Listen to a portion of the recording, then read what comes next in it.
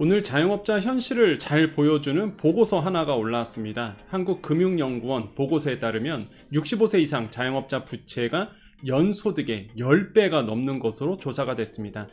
언제 갚을지 막막하기만 한데요. 그래서 고령의 자영업자를 도와야 한다는 것이 결론입니다. 여러분의 생각은 어떠신지요? 오늘 나온 그 연령별 평균 자영업자 부채 상황, 연소득 등등을 알아보고요. 무너져가고 있는 이 자영업자 소상공인의 현실을 보여드리겠습니다. 여러분의 생각과 의견 남겨주십시오. 정보가 곧 돈입니다. 돈이 되는 정보, 여의도 정보맨. 지금 바로 시작합니다.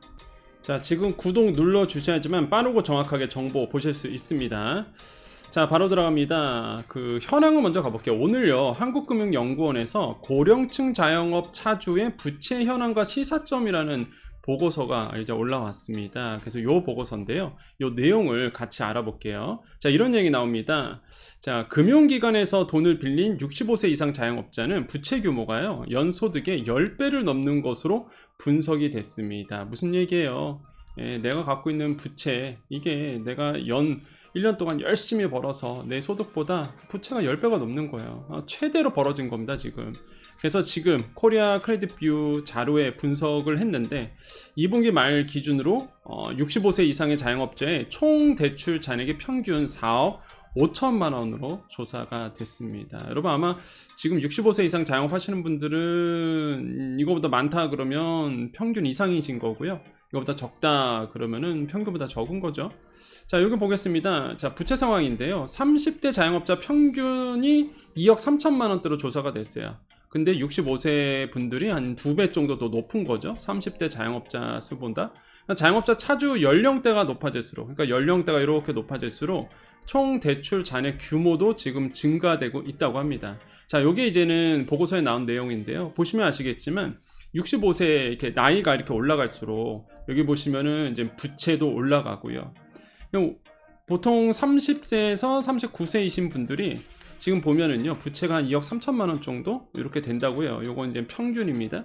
그러니까 본인의 나이에 따라서 나의 부채와 한번 비교해 보세요. 그럼 내가 평균 미만인지 이상인지를 알 수 있는 거죠. 40세 분들이 3억 2천, 50대 분들이 3억 5천, 60세에서 64세가 3억 8천, 65세 이상부터 팍 올라가죠. 4억 5천 이렇게 되고 있고요. 그리고 여기 보시면 요 노란색 그래프는 이제는 소득입니다. 소득인데 여기에서 한번 볼까요? 소득자료. 자, 연소득 가보겠습니다. 65세 이상 자영업 차주는 평균 한 4,600만 원 정도가 이제는 65세 이상인 분들의 평균 소득이에요. 30대 자영업자의 평균 소득이 4억 200만 원으로 4,200만 원으로 조사가 됐습니다. 그러면 이제 30대보다는 65세 분들이 조금 더 많은 거죠. 그죠? 연소득이 조금 더 많은 거야.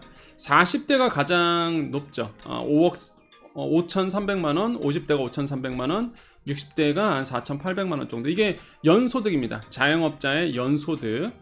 그래서 이렇게 이제는 조사가 됐다고 해요. 물론 아마 30대 자영업자가 저 이거보다 못 벌어요 이러신 분도 많고요. 어떤 분들은 이거보다 더 잘 벌어요. 그런 분들 있을 겁니다. 그러니까 평균적으로 지금 요거는 이제 팩트 자료예요. 여러분 아시겠지만 요거는 실제 여러분 그 신용 정보원 자료에 따른 거기 때문에 정확하죠, 사실상. 그래서 지금 보시면 아시겠지만 역시나 그 소득 구조로 본다 그러면 40대들이 연령으로 본다면 가장 소득이 높은 때입니다. 물론 지출도 많아지는 시기도 하지만은 일단 요때가 이제 가장 높죠. 요때가 가장 높고 쭉 오다가 이제 떨어지는 걸 볼 수 있고요. 그래서 65세 이상 분들이 소득도 뭐 40대들보다는 낮지만은 부채가 굉장히 높다라고 이제 볼 수가 있는 거죠. 그러니까 현황이 그렇습니다. 여러분 지금 40대 자영하시는 분들은 이거를 잘 알고 계셔야 돼요. 나도 이게 65세 되면 이렇게 될 수도 있겠구나. 이렇게 되는구나라는 거를 이 자료를 보시면서 여러분께서는 빨리 아셔야 됩니다. 지금 65세 이상 분들이 한계 상황이 이제 왔다라는 거죠. 특히 이게 중요합니다. LTI라고 해갖고요. 그 개인 사업자 대출과 가계 대출을 포괄해서 연소득 대비 총부채 잔액 비율이에요. 보통 우리가 DSR이라는 얘기를 많이 들어보셨죠. 총부채 원리금 상환 비율이라고 얘기를 하는데 요거는 이제는 사실상 가계 대출만 포함되거든요. 가계 대출에 있는 모든 대출을 다 합해서 계산하는데 이 LTV는 개인 사업자 대출까지 다 포함한 겁니다. 은행에서는요. 사실 이제 자영업자 규제 들어갈 때 이 LTV를 가지고 규제 들어가려고 했었어요. 지금도 막 하려고 하고 있고. 그러니까 이게 되게 중요합니다. 자영업자 입장에서. 왜냐하면 나의 가계대출과 개인 사업자 대출 다 포함해서 내 연소득 대비 부채의 비율을 보는 거거든요. 이게 요번에 조사가 됐는데 연령대가 높아질수록 이 LTV가 높게 나왔어요. 특히 65세 이상 자영업 차주는요, 이 LTV가 평균 10배가 넘어갔습니다. 그러니까 아까 이게 맞는 거예요. 부채가 연소득의 10배가 넘는다는 게 그래서 나온 겁니다. 평균이 8배였거든요. 그러니까 65세 이상 분들이 정말 어렵다는 거죠, 지금. 근데 이 고령층 자영업 차주가 특히 어떤 업종에 많이 지금 종사하고 계시냐면 도소매업, 음식, 숙박업, 농림수산업, 교육업, 부동산업 이런 과민 업종 종사자가 많이 지금 계시고 이런 분들이 LTV가 더 높은 거죠. LTV가 아니라 LTI가. 그죠? 그러다 정말 저는 이게 정말 시사하는 바가 크다고 저는 생각을 해봅니다. 아마 여러분 다 공감하실 거예요.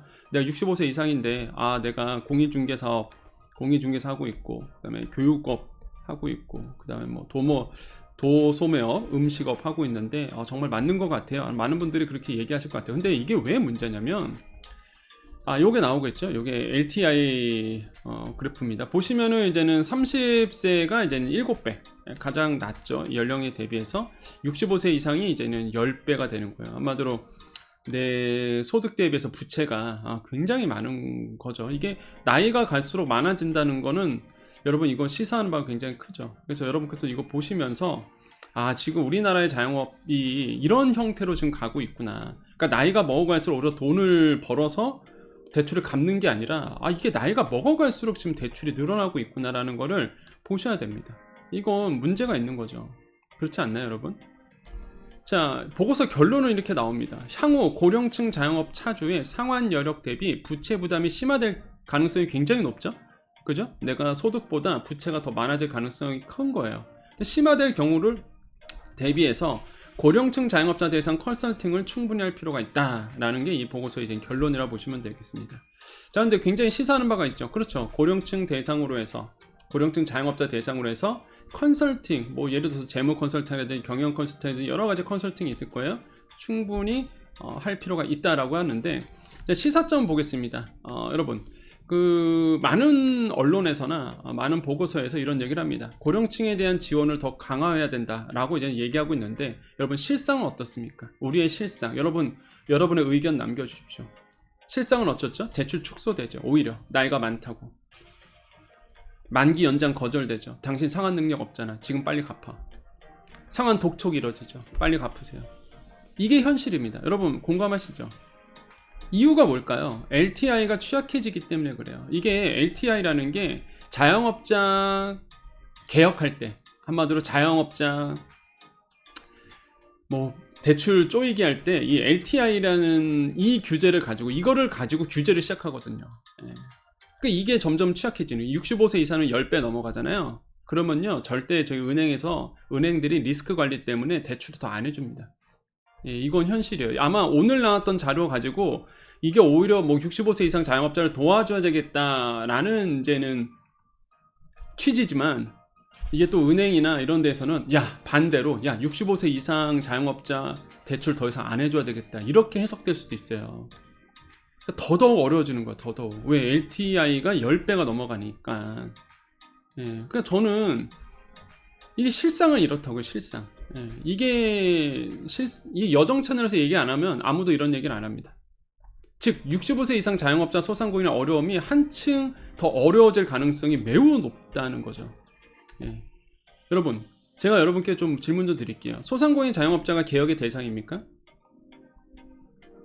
여러분, 소상공인 자영업자가 너무 많아서요.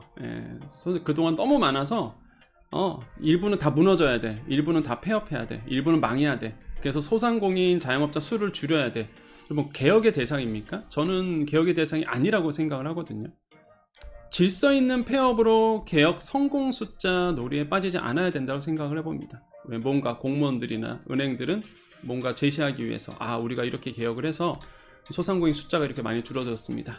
그래서 개혁을 잘 해서 앞으로 소상공인 잘 살 수 있습니다.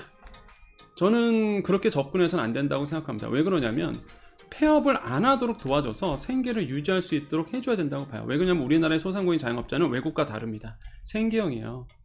돈을 벌려고 하는 게 아니라 살고 싶어서 하시는 분들이 되게 많습니다.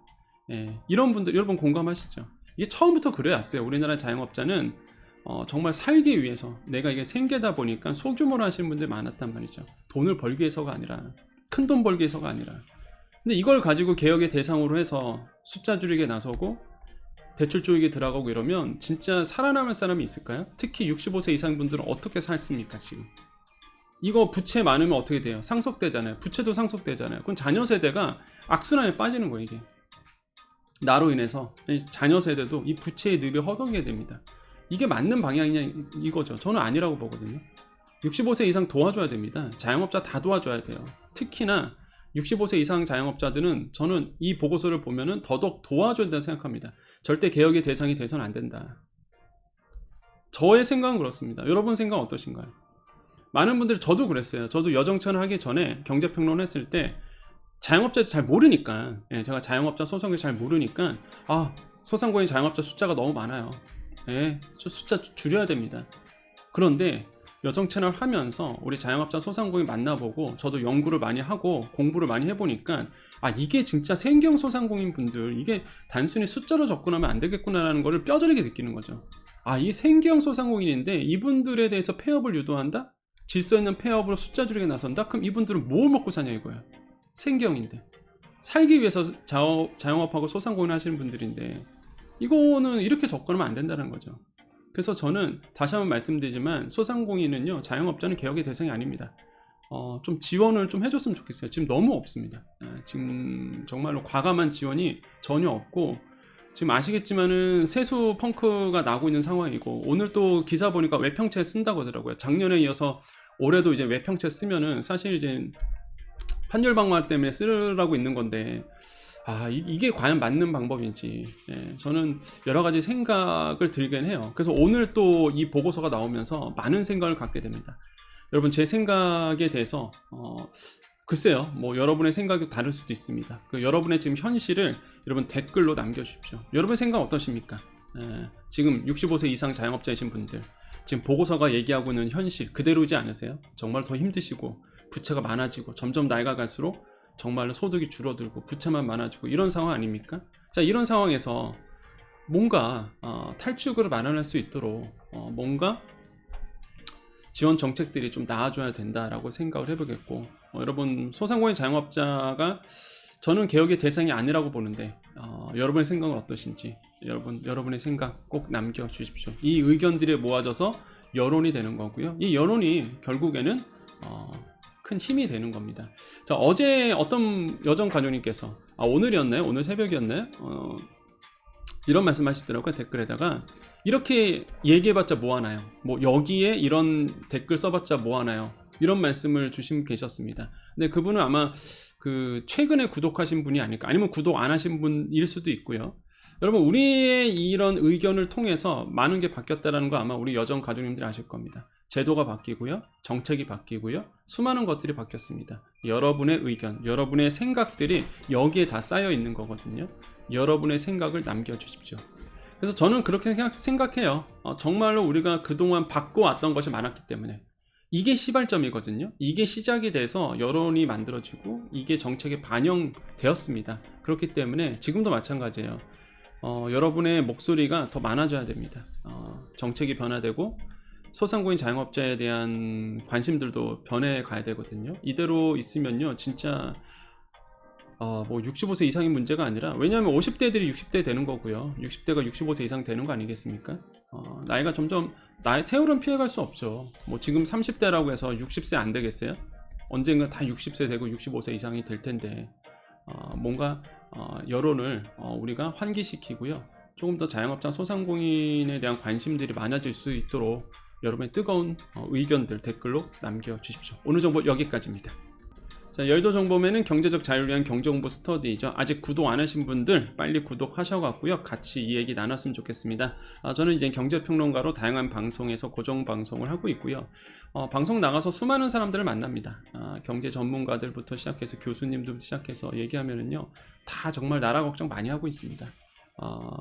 그러다 보니까 뭐 저는 이제 소상공인 자영업자 중심으로 지금 보고 있는 거고요. 그래서 여정 채널을 통해서 우리 자영업자 소상공인 분들 또한 특고 프리랜서 분들과 정말로 많은 대화를 나누고 있으니까요. 아직 구독 안 하신 분들 여러분 구독해 주십시오. 자, 우리 인사하고 마무리 짓겠습니다. 자, 우리 여정 가족님들 남아 계셨죠? 인사하고 마무리 지을게요. 이게 좀 짧게 하려고 해도 말하다 보면은 이렇게 여러분의 마음이 전해지다 보니까 계속 그 얘기를 하는 것 같아요. 특히 이제 자영업자 소상공인 분들 마음이 지금 어떨까?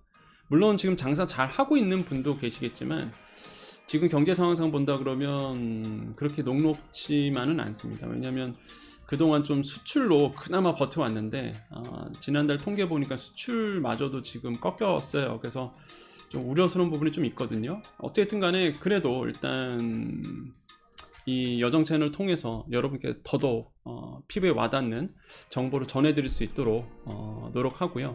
이렇게 주의를 환기시켜야 됩니다. 아무도 소상공인 자영업자 관심이 없을 때 우리가 다시 한번 주의를 환기시키고 이렇게 해서 자영업자 소상공인 분들에 대한 지원이 많아질 수 있도록 만들어야 되겠죠. 항상 여러분의 경제 비서로서 또 여러분 편에서 늘 묵묵하게 계속적으로 함께 하겠습니다. 자, 오늘도 인사드립니다. 오늘도 내일도 우리에게 좋은 일이 일어납니다. 오늘도 내일도 우리에게요 좋은 일이 일어납니다. 오늘도 내일도 우리에게 좋은 일이 일어납니다. 여기까지 여의도 정보맨 여정이었습니다. 감사합니다.